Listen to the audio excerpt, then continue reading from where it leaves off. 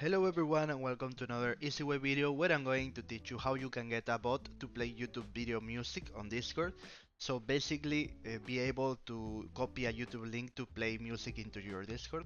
This is very simple, so the first thing you have to do is to find a bot. This bot is named Jockey Music, so you have to find Jockey Music, and the first website that will appear is the website of that bot.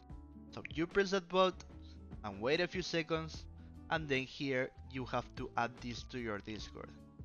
You have to choose the color you want. In my case I like this color, so I'm going to press that one, wait a few seconds, and it will bring to Discord add to server window. So I'm going to choose my server. In my case this is it here. Continue, authorize, and wait a few seconds, and now the bot is inside my Discord server. So I'm going to join a channel, and I'm going to do the following command. So you paste a YouTube video music and it will start to play that song. So this is very simple and this works. So if this video was useful for you, please subscribe, comment, share, like, and see you in another easy way video. Goodbye.